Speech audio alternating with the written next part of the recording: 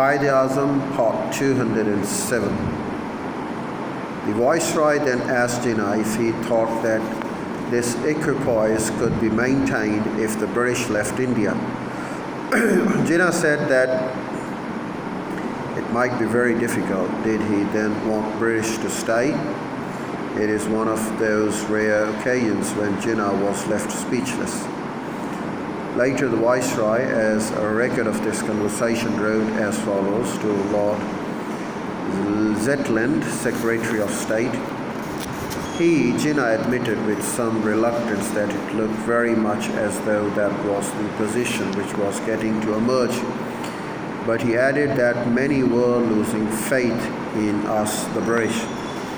It was perfectly clear that we had not yet made up our minds whether we were going to go or not.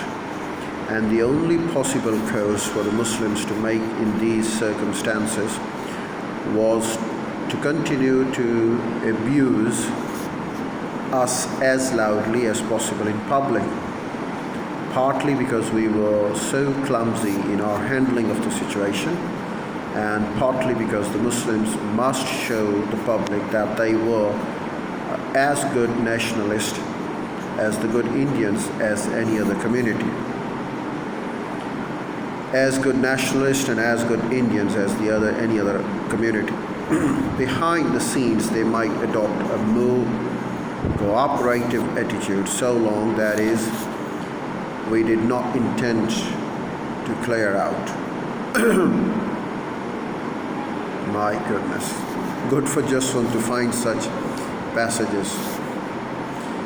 If, on the other hand, we really had it in mind to abandon control of this country, then it was quite obvious that Muslims must bestir themselves and be ready to fight.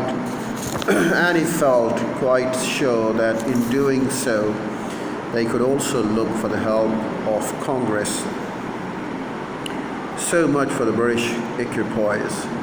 In March 1938, there was prolonged correspondence between Chaudhry Khaliquz-Zaman on the side and Chaudhry Khaliquz-Zaman on the one side, and Nehru, Maulana Azad, and Gandhi on the other side.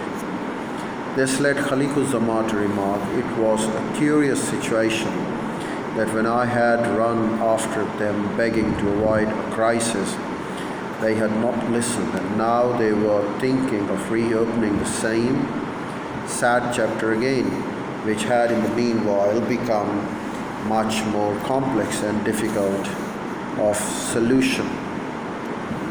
Maulana Abul Kalam Azad too was anxious about a settlement between the Congress and the League, in the interest principally of Congress, but also his own position, because should this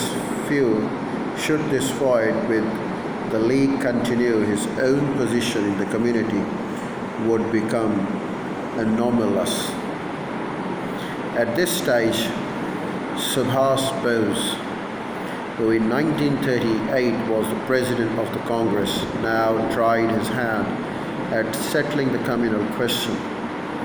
After the Haripur session of Congress in February 1938, he initiated an exchange of letters with Jinnah, following which the two met at Bombay in May 1938. In the first letter, dated 15 May 1938, after his meeting with Jinnah, Bose asked Jinnah to suggest a representative committee which would jointly settle terms and come to an understanding. In reply, Jinnah assured him that the matter would be placed before the Working Committee of All India Muslim League, which was due to meet in the first week of June 1938. In the course of conversation with the new Congress President, Jinnah had also suggested that an agreement would have to be based on a clear understanding of the position of the Congress and that of the League.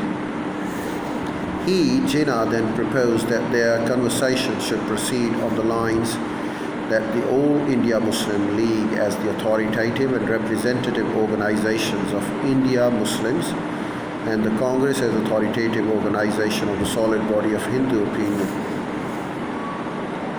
have hereby agreed to the following terms by the way of pact between the two major communities and as a settlement of the Hindu-Muslim question.